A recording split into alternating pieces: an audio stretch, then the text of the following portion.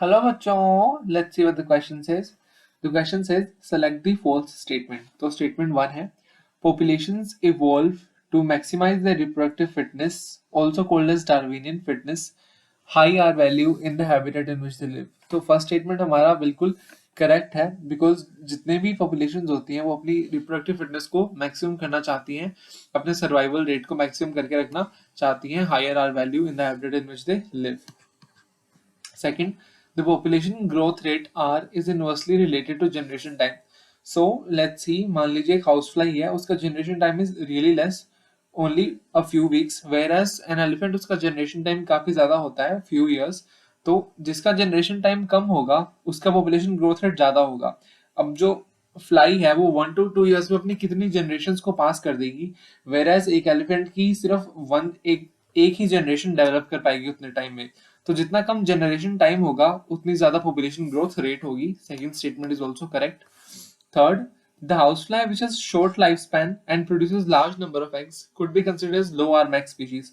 नहीं, अगर वो large number of eggs produce कर रही है, उसकी शॉर्टर लाइफ स्पैन है, तो इस टाइप की स्पीशीज को हम कहते हैं r selected species and they have higher reproductive rate and high r max value. इनकी हाई आर मैक्स वैल्यू होती है. तो थर्ड स्टेटमेंट इज इनकरेक्ट. इसमें लिखा गया है लो आर मैक्स वैल्यू, वेर यहाँ पर होती है high r max value. Fourth, under a particular set of selection pressures organism evolve towards most reproductive efficient strategies. Yes, जो भी हमारे पास नेचर सिलेक्शन के प्रेशर डालेगा, कोई भी जैसे भी टाइप की प्रॉब्लम आएगी और ऑर्गेनिज्म क्या करेगा, उसके अंदर इवॉल्व करना चाहेगा कि उसकी रिप्रोडक्टिव स्ट्रेटजी है वो मोस्ट एफिशिएंट हो. Third statement is also correct.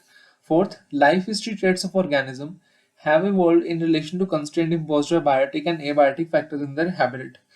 अब मान लीजिए किसी की लाइफ हिस्ट्री कैसे वेरिएशन करेगी. ओके, लाइफ हिस्ट्री उसकी उस तरीके से ही वेरिएशन करेगी जैसे एनवायरनमेंट उसके ऊपर कंस्ट्रेंट लेकर आएगा, भले ही वो बायोटिक होंगे भले ही एबायोटिक होंगे.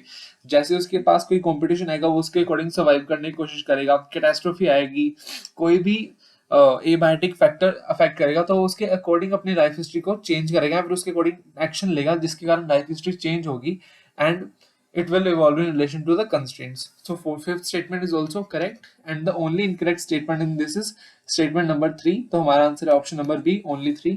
And I hope you understood this question well. Thank you.